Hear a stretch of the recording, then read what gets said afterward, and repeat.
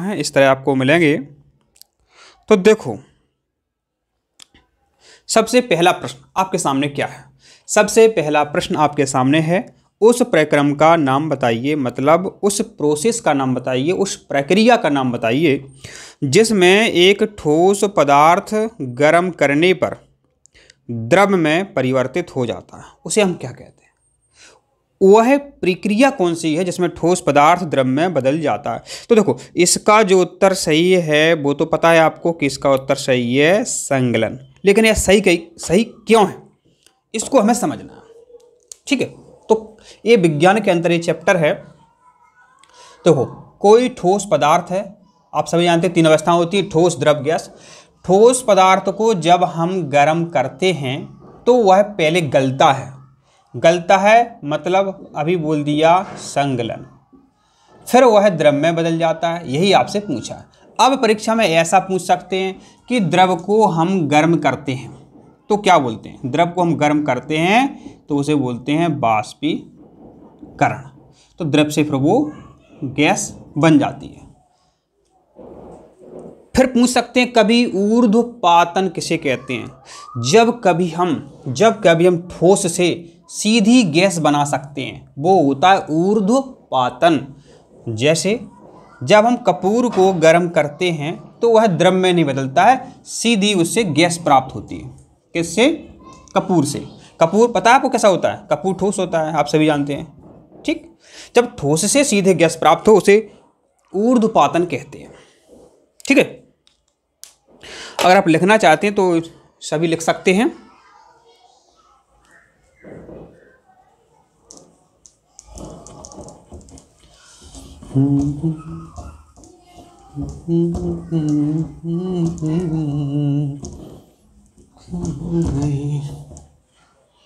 चलो अब आपका अगला प्रश्न क्या कह रहा है। देखो ये आपके सामने जो दिख रही है ये आवर्त सारणी है, ठीक है। तो आवर्त सारणी में जो प्रश्न आपसे पूछा है उन्होंने तो क्या पूछा है कि आवर्त सारणी में दिखाए गए तत्वों के धात्विक गुणधर्म का सही क्रम। धात्विक गुणधर्म ये क्या होता है, ठीक है। तो इसको समझो, उत्तर तभी निकलेगा। तो देखो आवर्त सारणी जो होती है ऐसे 7 आवर्त होते हैं, बाएं से दाएं तरफ 7 आवर्त होते हैं और ऊपर से नीचे की ओर ऐसी ऐसी जो लाइनें होती हैं वो होते हैं समूह। और टोटल कितने होते हैं? 18। हमने आपको आवर्त सारणी बनाना सिखाया, नए लड़के जिंदगी भर नहीं सीख पाते हैं, MSc कर लेते हैं और पता नहीं क्या क्या कर लेते हैं, ठीक है। तो ऐसी आवर्त सारणी होती है। तो ये होते हैं आपके आवर्त, टोटल होते हैं 7। 7 ये आवर्त होते हैं, 1 2 3 4 5 6 और 1 7। इस तरह से आपके 7 आवर्त होते हैं। तो क्या होता है बच्चों, जब कभी हम ऊपर से नीचे की ओर चलते हैं, ठीक है, ऊपर से हम नीचे की ओर चलते हैं ऐसे, तो जो धात्विक गुण हैं उसमें वृद्धि होती है। मतलब इससे अधिक धात्विक प्रवृत्ति वाला ए है, इससे अधिक ए, इससे अधिक ए, ठीक है। तो यहां देखो आवर्त सारणी में, अब आपको यहां पर दिखाते हैं हम, यहां पर देखो आपको दिख भी रही होगी, थोड़ा हम पास आ जाते हैं, वैसे हम आपको दिखाने का पूरा प्रयास करेंगे। तो देखो आवर्त सारणी में जब हम ऊपर से नीचे की ओर चले तो धात्विक गुण में वृद्धि हुई। तो माने जो पोटेशियम है इसकी धात्विक प्रवृत्ति सबसे अधिक है, ठीक है। और पोटेशियम के बाद माने इधर से इधर चलते हैं तो धात्विक प्रवृत्ति जो है घटती है, ठीक है। तो पोटेशियम के बाद आपका मैग्नीशियम सही हो जाता है और मैग्नीशियम के बाद किसका नंबर आता है? एल्यूमिनियम का, ठीक है, एल्यूमिनियम का, और एल्यूमिनियम का बोरॉन का आता। अब देखो यहाँ आप कंफ्यूज कर सकते हैं कि यहाँ जो देखो बोरॉन है और जो एल्यूमिनियम है, तो हमने क्या बोला कि ऊपर से नीचे की ओर चलते हैं तो धात्विक गुण बढ़ता है। तो माने बोरॉन से अधिक धात्विक गुणधर्म वाला कौन है? एल्यूमिनियम है, ठीक है। तो एल्यूमिनियम की अधिक हुई आपकी बोरॉन से, तो इसको यहाँ ऐसा अपन चिन्ह लगा सकते हैं, इसकी अधिक है और इससे अधिक है, ठीक है। तो यहाँ देखो ऐसा आपको कहाँ दिख रहा है? ऐसा आपको पहले विकल्प में दिख रहा है, ऐसा आपको पहले विकल्प में दिख रहा है, ऐसा आपको पहले विकल्प में दिख रहा है, ठीक है। तो समझ गए आप। तो इसका पहला विकल्प आपका सही हो गया है। और पता है ऊपर से नीचे की ओर चलते हैं समूह में तो आकार में भी वृद्धि होती है, तत्वों का आकार भी बढ़ता है, ध्यान रखें बच्चों है। और बाएं से दाएं तरफ चलते हैं तो आकार में कमी होती है, इंपॉर्टेंट है। नहीं पहले फिर बाद में आपको। अब हम देखते हैं आपका अगला प्रश्न क्या है।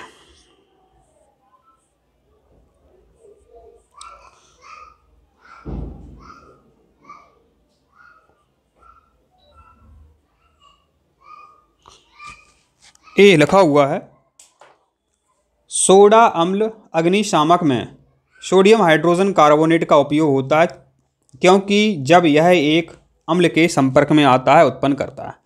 तो प्रिय बच्चों जो सोडा अम्ल होता है होता क्या है, सोडा अम्ल, ठीक है। तो ध्यान रखो H2SO4, इसके इतने नाम हैं। इसको रसायनों का राजा कहते हैं। सोडा अम्ल हो गया, माना गंधक अम्ल भी कहते हैं इसे, तेजाब भी कहते हैं, सल्फ्यूरिक अम्ल भी कहते हैं, हाइड्रोजन सल्फेट भी कहते हैं। अब बताओ इतनी बातें किस वीडियो में आपको मिलेंगी। इसको रसायनों का राजा भी कहते हैं, परीक्षा में पूछा जाता है। इसको गंधक अम्ल भी कहते हैं, सोडा अम्ल भी कहते हैं, तेजाब भी कहते हैं, हाइड्रोजन सल्फेट भी कहते हैं। तो बच्चों क्या होता है, जो पेट्रोल पंप होते हैं, गाड़ियाँ होती हैं, उनमें माना कि कोई सिलेंडर रखा हुआ है, ठीक है। तो सिलेंडर में वास्तव में होता क्या है, इसमें सोडा अम्ल होता है, ठीक है, और इसमें होता है NaHCO3। तो इसमें होता है NaHCO3 और इसमें एक खटका भी लगा रहता है। जब कभी आपको लगे कि आग लग गई है तो खटका दबाते हैं और ये दोनों मिल जाती हैं। इस चक्कर में क्या होता है, ये जो कार्बन डाइऑक्साइड है CO3, यहाँ से कार्बन डाइऑक्साइड निकलती है। और आप सभी जानते हैं कार्बन डाइऑक्साइड गैस जो है आग बुझाने के काम में आती है, ठीक है। तो आपका उत्तर यहाँ कंप्लीट हो गया है। तो कौन सी गैस उत्पन्न होती है जब सोडा अम्ल NaHCO3 के संपर्क में आता है, तो कार्बन डाइऑक्साइड गैस। आपका तीसरा वाला सही है, ठीक है। और देखो इसका नाम सीख लो, ये आपकी मम्मी गुलाब जामुन में डालती हैं, इसलिए इसे बोलते हैं खाने का सोडा, खाने वाला सोडा, ठीक है। इडली बनती है उसमें भी गिरता है, डोसा बनता है उसमें भी गिरता है, ब्रेड बनती है उसमें भी ये गिरता है, समझ गए। ब्रेड बनती है इसी से, खाने वाले सोडे से, क्योंकि ब्रेड जो फूलती है इसी से बनती है। इसमें से कार्बन डाइऑक्साइड निकलता है ब्रेड में, तो आपने देखी ब्रेड खाई होगी, तो इसी कार्बन डाइऑक्साइड के कारण वो होती है। और पता है कार्बन डाइऑक्साइड इतनी बेकार नहीं, इतनी आप समझते हो। जितनी भी पेप्सी हैं, कोल्ड ड्रिंक हैं, सब में कार्बन डाइऑक्साइड है, सोडा वाटर। और आपने सुना ही होगा कई लोग अल्कोहल पीते हैं तो उसमें मिलाते हैं सोडा वाटर, उसमें क्या होता है कार्बन डाइऑक्साइड रहती है। जितनी भी पेप्सी हैं सब में कार्बन डाइऑक्साइड मिली रहती है, ठीक है। तो इसका उत्तर समझ गए आप, कार्बन डाइऑक्साइड। अब है अभिक्रिया CuO। अभिक्रिया है एक आपके सामने, और क्या है CuO, जे करती है क्रिया हाइड्रोजन से और Cu+H2O बनता है। अब पूछ रहा है कौन सा पदार्थ ऑक्सीकृत होता है, कौन सा अपचयित होता है।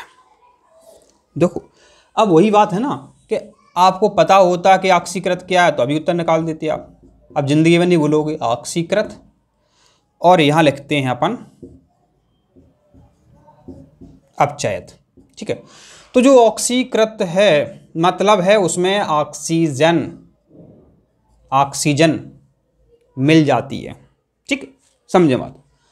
ऑक्सीजन मिल जाती है उसमें, तो देखो यहाँ ये हैं अभिकारक है आपके, इन्हें अभिकारक भी बोलते हैं, इन्हें रिएक्टेंट भी बोलते हैं, अभिकारक भी बोलते हैं, रिएक्टेंट भी बोलते हैं, क्रियाकारक भी बोलते हैं, सब बता दिए देखो हमने आपको।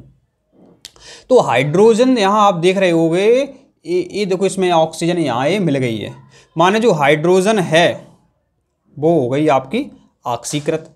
अब जो है CuO, तो अपचयित का मतलब होता है कोई पदार्थ शुद्ध हो जाए, वैसे इसको अपन वैज्ञानिक भाषा में समझेंगे, ठीक है। तो अपचयन होता है इलेक्ट्रॉनों का जुड़ना, अपचयन, लेकिन अपन समझेंगे अपचयन शुद्ध होना। अभी देखो ये CuO है, अभी शुद्ध नहीं है, ये तांबा देखो Cu शुद्ध है। जब कोई पदार्थ शुद्ध हो जाता है बच्चों तो वो अपचयित हो जाता है, ठीक है। तो अपचयित कौन होगा? CuO। कितना सरल था। ऑक्सीकृत होगा हाइड्रोजन और अपचयित होगा CuO। ऐसा आपके सामने किस विकल्प में है? दोनों उत्तर। ऑक्सीकृत कौन होगा? ऑक्सीकृत होगा आपका हाइड्रोजन और अपचयित होगा CuO। तो ये आपका दूसरा विकल्प सही है। क्या समस्या है आप बता सकते हैं।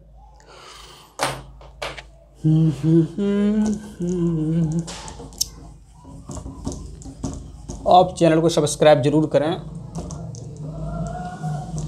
विज्ञान में हमेशा आपके पूरे में से पूरे अंक आएंगे।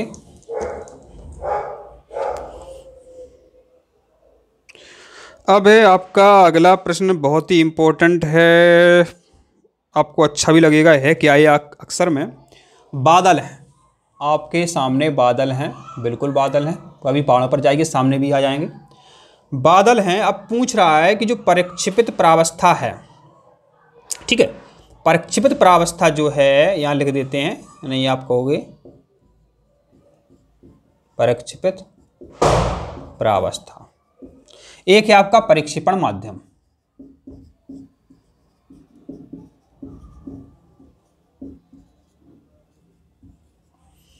परिक्षेपित प्रावस्था और परिक्षेपण माध्यम। तो परिक्षेपित प्रावस्था उत्तर आपसे पूछेंगे, देखो अभी आ भी आता। परिक्षेपित प्रावस्था, परिक्षेपित प्रावस्था माने होता किससे बने थे? भाई साहब बादल किससे बने होते हैं? किससे? तो भाई साहब आप सभी जानते हैं कि समुद्र का पानी होता है, वो वाष्प बन जाता है और बादल बन जाते हैं, ठीक है। तो पानी कैसा होता है? द्रव, ठीक, द्रव से बने थे। और किससे बने थे? और अभी आपको कैसे दिख रहे हैं? कैसे दिख रहे हैं? बादल गैस के रूप में दिख रहे हैं। तो ये आपका हो जाएगा गैस। माने किससे बने थे? तो परिक्षेपित प्रावस्था माने होता है किससे बने थे, इसका मतलब जो होता है तो द्रव से बने थे। परिक्षेपण माध्यम माने अभी वो है आपको किस तरह दिख रहे हैं, गैसीय रूप में दिख रहे हैं, तो एक गैस। तो द्रव गैस, देख लो उत्तर आपके सामने कौन सा है, द्रव गैस। तो ये आपका दूसरा वाला सही है। अब है आपका अगला प्रश्न, क्या है? पदार्थ के एक मोल में उतने ही परमाणु अणु आयन होते हैं जितने परमाणु। तो एक बात समझो, इसको समझो। आपके पास किसी भी पदार्थ का एक मोल है। अब आप कह रहे हो हमारे पास तो वहाँ में इतने अणु हैं, इतने ज़्यादा हैं, इतने कम हैं। तो देखो भाई साहब, एक मोल आपने जिस पदार्थ का नाम लिया, आपने जिस यौगिक का नाम लिया, तो उस यौगिक में उतने ही अणु हो सकते हैं जितने कार्बन 12 ग्राम के, कार्बन 12 के 12 ग्राम में होते हैं। कार्बन 12 का 12 ग्राम, कार्बन 12 का 12 ग्राम, इसमें कितने होते हैं पूछ लें, पूछ लें क्या भरोसा? 6.022 गुणित 10⁻23। तो 6.022 माने 22 कह सकते हैं, जैसे अंक दशमलव के बाद एक एक अंक बोला जाता है।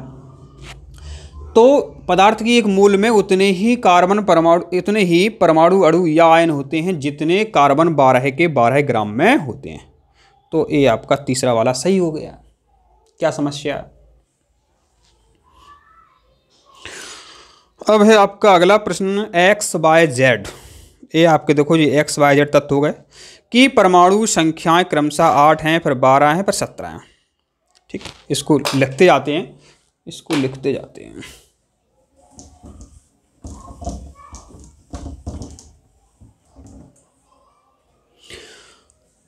माने XYZ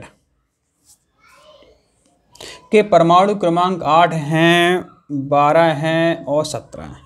पूछ रहा है कि निम्नलिखित में से कौन से तत्व एक ही आवर्त के हैं। अभी हमने आपको बताया था कि ऐसे होते हैं आवर्त, ठीक है। तो 1 हो गया, 2 हो गया, 3 हो गया, 4 हो गया, 5 हो गया, 6 हो गया, 7 हो गया। ये भाई साहब आपके आवर्त हो गया, ठीक। अब जिंदगी भर के लिए कभी भी ऐसा प्रश्न आ जाए बच्चों, और आता ही है, इसको हल कैसे करोगे, इसको हल कैसे करोगे, वो हम आपको ट्रिक्स बता रहे हैं। 2 मोबाइल नंबर आपको बता रहे हैं, 2 मोबाइल नंबर आपको ध्यान रखना है। मोबाइल नंबर ध्यान रखना, सरल मोबाइल नंबर है, क्या टेंशन है आपको। उत्तर एक प्रश्न जो है आपके, इसे मतलब कैसा भी आ जाए उत्तर आपका बन जाएगा। मोबाइल नंबर आप लिखें, हम बता रहे हैं आपको। 1 3 11 19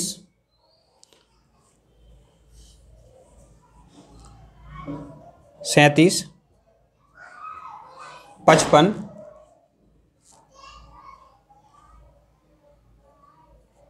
87।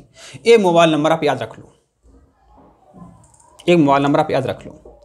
एक दूसरा मोबाइल नंबर आपको और लिखा रहे हैं अभी हम, वो भी आपको ध्यान रखना है। क्या है? 2 10 18 36 54 86। भाई साहब आपने ये मोबाइल नंबर याद कर लिया, ये हम आपको याद करवा रहे हैं भाई साहब। 3 है यहाँ पे, यहाँ 2 हो गए, यहाँ 11 है, 10 हो गए, यहाँ 19 है, 18 हो गए, यहाँ 37 है, 36 हो गए, 55 है, 54 हो गए, और 87 है, 86 हो गए। देखो ये आपको याद करना ओनली एक 1 3 11 1 3 11 19 37 55 87। आपको यहाँ से गिनती शुरू करनी है। यहाँ 3 था इसलिए 2 से, यहाँ 11 है तो 10 होगा, यहाँ 19 है तो 18 होगा, 37 है 36, और 55 है तो 54, और 87 86। ये मोबाइल नंबर याद करना। अब पूछ रहा है कि जो एक्स तत्व है वो कहाँ मिलेगा आपको, एक्स वाला तो यहाँ मिलेगा, तो ये कौन सा है, दूसरा आवर्त, ठीक है। बाय कहाँ मिलेगा, यहाँ मिलेगा, 11 है 12 है, और जेड कहाँ मिलेगा, 12 13 14 15 16 17 है, 17 मिलेगा। माने तो जो बाय और जेड हैं, बाय और जेड हैं कहाँ मिलेंगे आपको, तीसरे आवर्त में मिलेंगे। बाय और जेड कहाँ मिलेंगे आपको, तीसरे आवर्त में मिलेंगे। कितनी सरल ट्रिक्स थी।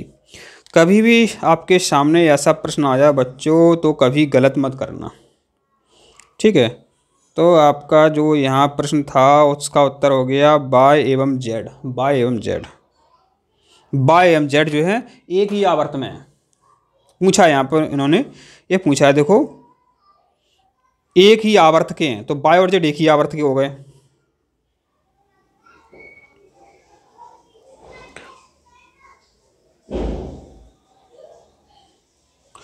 अब है आपका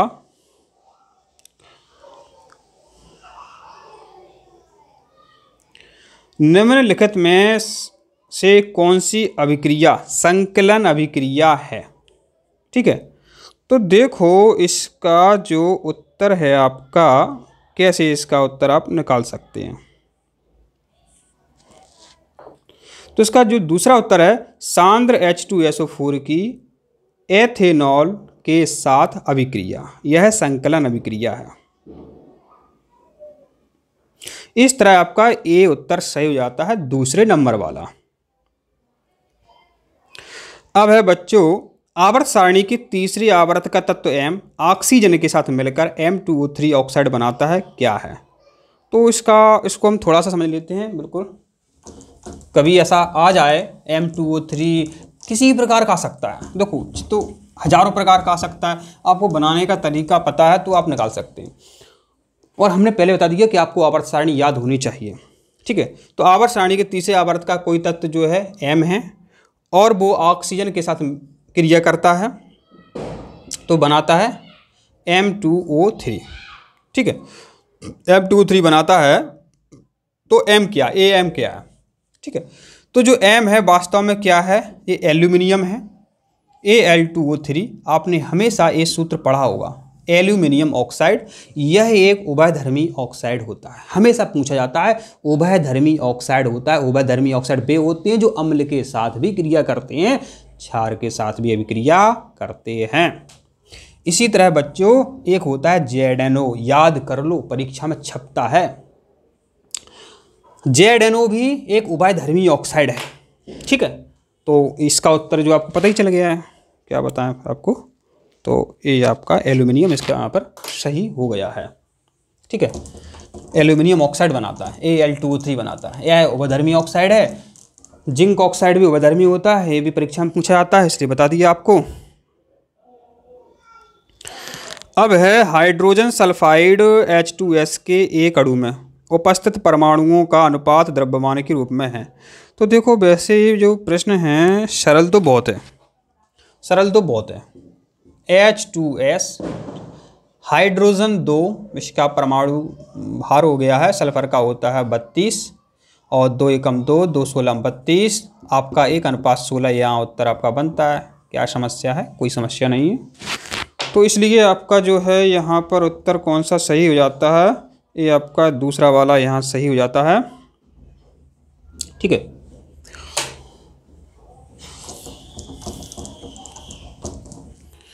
अब ये आपका कम सक्रियता के धातुओं के ऑक्साइड के कोक के द्वारा अपचयन में एक गैस उत्पाद के रूप में निकलती है। निःश्वसन करने पर यह गैस बहुत अधिक विषैली होती है। कौन सी गैस है भाई साहब? ये ध्यान से सुनना आप। अभी गर्मियाँ आ रही हैं, नहीं, सर्दियाँ आ रही हैं, ठीक है। सर्दियों में क्या होता है, आप लोग तापते हो और गेट बंद कर लेते हो, ऐसा मत करना, ध्यान रखें। कई बार अखबारों में आता है कि एक टेंट वाले ने एक घर में आग लग गई, पता नहीं चला, सब निपट गए। ऐसा होता क्या, समझो। गलती उसमें उन व्यक्तियों की नहीं है। वास्तविकता में क्या होता है, जब कोई पदार्थ जलने लगता है, माने कार्बन होता है अधिकतर पदार्थ, तो कार्बन जलने लगता है तो देखो बच्चों वो कार्बन डाइऑक्साइड में बदलता है। अब देखो बच्चों, माने एक कोई कमरा है, आपका कमरा है। अब क्या है, कमरे में छोटी सी जाली है यहाँ पर, तो पहले ऑक्सीजन खूब आ रही थी कमरे में, तो कार्बन डाइऑक्साइड बन रहा था। अब जैसे ही कमरे में ये ऑक्सीजन कम बचेगी तो क्या बनेगा बच्चों, ये बनेगा, ये होता है कार्बन मोनोऑक्साइड, बहुत जहरीला। जैसे ही कमरे में CO बनना शुरू, और जैसे ही अपने शरीर के अंदर ये फेफड़ों में गई तो हीमोग्लोबिन होता है खून के साथ, ये जुड़ जाएगा HbCO। अब क्या होगा, अब जैसे ही CO हीमोग्लोबिन से जुड़ जाएगा, अपना रक्त ऑक्सीजन ले जाना बंद कर देगा, बेहोश हो जाएंगे। तो आगे होता है आप सभी जानते हैं, ठीक है। तो इसका उत्तर जो है CO माने कार्बन मोनोऑक्साइड, कार्बन मोनोऑक्साइड है इसका सही उत्तर, ठीक है। तो इसका उत्तर बच्चों क्या है, कार्बन मोनोऑक्साइड। अब बच्चों आपका अगला प्रश्न है, देखते हैं परमाणु के लिए कौन सी बात सही है। पदार्थ का सूक्ष्मतम कण जो स्वतंत्र अवस्था में नहीं पाया जाता है लेकिन रासायनिक क्रिया में भाग लेता है, परमाणु कहलाता है, ठीक, परमाणु कहलाता है, ठीक है। रदरफोर्ड का परमाणु मॉडल आपने देखा ही होगा, डाल्टन का देखा ही होगा, इंपॉर्टेंट है। तो बच्चों अक्सर बात कैसी है, ये है आपका परमाणु में है प्रोटॉन और न्यूट्रॉन। ये है आपकी कक्षाएं जिनमें क्या है बच्चों, इलेक्ट्रॉन घूम रहे हैं। वृत्तीय कक्षाओं में इलेक्ट्रॉन घूमते हैं, आप सभी जानते हैं। तो जो प्रोटॉन है, ठीक है, तो प्रोटॉन है, इस पर धनावेश होता है, ये पता होना चाहिए। तो प्रोटॉन की जो संख्या होती है यही परमाणु की संख्या कहलाती है, यही परमाणु की संख्या कहलाती है। और परमाणु संख्या जो होती है इन इलेक्ट्रॉनों के बराबर होती है, इलेक्ट्रॉन की संख्या के बराबर होती है। और बच्चों जो परमाणु संख्या है, संख्या को क्रमांक भी बोलते हैं, कभी आया ध्यान रखना, क्या बोलते हैं, क्रमांक। नहीं कल कहोगे सर आपने लिखा है, नहीं, क्रमांक और संख्या एक ही बात है। तो प्रोटॉन का क्रमांक है, प्रोटॉन की संख्या होती है परमाणु संख्या के बराबर, परमाणु संख्या भी इलेक्ट्रॉन के बराबर, या प्रोटॉन को किसके बराबर होते हैं, इलेक्ट्रॉन की संख्या के। और इनसे अधिक की बात करें होती है द्रव्यमान संख्या, ये भी आपको पता होना चाहिए। ऐसा विकल्प में कहाँ लिखा हुआ है, ये आपको देखना है, उत्तर लगाना है।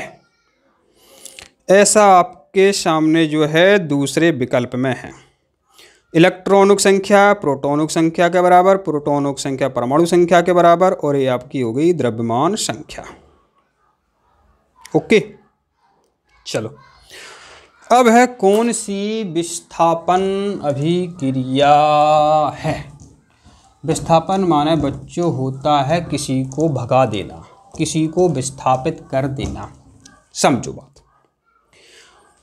बात। और विस्थापन कौन करता है, जिसमें ज़्यादा ताकत हो, ज़्यादा क्षमता हो। एक शादी हो रही है, एक शादी हो रही है, वहाँ ऐसी एक टेबल डली हुई है, ठीक है, शादी हो रही है, टेबल डली हुई है।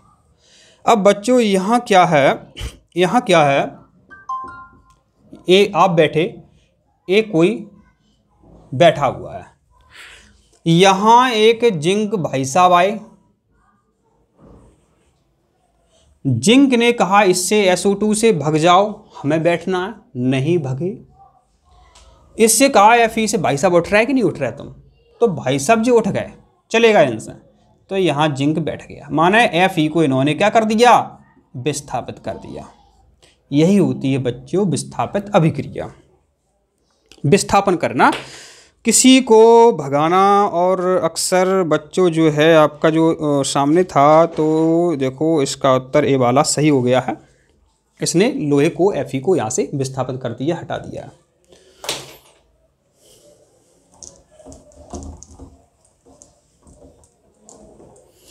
अब बच्चों आपके सामने अगला प्रश्न क्या बनता है। दो पदार्थ हैं P और Q, अभिक्रिया करके एक मीठी गंध वाला पदार्थ बनाते हैं, ठीक है, तो कौन सा विकल्प सही है, तो बच्चों इसमें देखो क्या है, यहाँ कोई P पदार्थ लिखे हैं, Q लिखे हैं, तो बच्चों Q में लास्ट में लिखा हुआ है एल्कोहल। और बच्चों जो एल्कोहल होता है इसे ही क्या बोलते हैं, इसे ही दारू बोलते हैं, शराब बोलते हैं, शराब भी बोलते हैं, और मदिरा भी बोलते हैं, और क्या बोलते हैं, देसी। समझ गया बताओ। तो अगर ये शुद्ध अल्कोहल है तो वास्तव में इसमें मीठी सुगंध आती है, बच्चों, ठीक है। जब ये क्रिया करेगा तो एस्टर एक यौगिक बनेगा, तो उसमें भी मीठी सुगंध आती है, ठीक है। इसलिए जो इसका उत्तर है वो कौन सा सही हो जाएगा आपका, ये वाला सही हो जाता है, एस्टरीकरण। अब है बच्चों, जब ताज़ा दूध दही में बदल जाता है तो उसके pH पर क्या प्रभाव पड़ता है। pH बहुत इंपॉर्टेंट टॉपिक आ गया है। pH माने हाइड्रोजन आयन अधिक होंगे किसी विलयन में तो उसके pH ज़्यादा होगी, और खट्टे पदार्थ होते हैं वो अम्लीय होते हैं। तो बच्चों माना कि pH 7 है, 7 से संख्या घटती है, ये तो एक 7 हो गई उदासीन, 7 से कम 6 हो जाए, 5 हो जाए, 4 हो जाए, 3 हो जाए, 2 हो जाए, 1 हो जाए, तो माने जितने नीचे की ओर संख्या आती है वह उतना ही तेज अम्ल हो जाता है, खतरनाक खतरनाक खतरनाक अम्ल हो जाता है। और जैसे ही ऊपर संख्या जाती है 8, 9, 10 इस तरह से संख्या जाती है ऊपर 11, तो इधर जो है क्षारकता में वृद्धि होती है, माने कड़वापन होने लगता है। अब उत्तर हम निकालने का प्रयास करते हैं। दूध होता है, मीठा होता है, दूध से बन गया दही, और बच्चों आप सभी जानते हैं दही होता है खट्टा। अब दही की pH कुछ भी हो, अपने मन से मान लो, वैसे तो 7 से थोड़ी सी कम होगी, ठीक है, तो माना कि अपन ने मान ली कुछ भी मान सकते हैं संख्या। तो जैसे ही दही जो है, दूध से दही बनेगा, दूध की pH माना कि 7 है, जब खट्टा हो गया तो pH कम होगी। pH कैसी कम होगी, क्योंकि दूध से दही बना और दूध होता है मीठा, तो उसकी pH जो है 7 से कम तो अभी है नहीं, लेकिन जैसे दही बनता है दही की pH जो है या तो 6 हो सकती है या 5 हो सकती है। मतलब इसमें लिखा होगा pH पर क्या प्रभाव पड़ता है, pH कम हो जाएगी। इसलिए कम हो जाएगी क्योंकि दही जो है खट्टा होता है और अम्ल की पीएच कैसी होती है, कम। ठीक है, इसलिए इसका उत्तर सही है आपका, ये कम हो जाती है। कारण भी आपने सीख लिया, क्योंकि जैसे जैसे अम्लता में वृद्धि होती है पीएच का मान कम होता है। यहाँ आपको लग रहा होगा एक तो कम हो जाए, नहीं ऐसा नहीं होता। 7 से अधिक पीएच 6, 6 से 5, 5 से 4, फिर 3, 2, 1। 1 वाला तो बहुत ही खतरनाक होता है।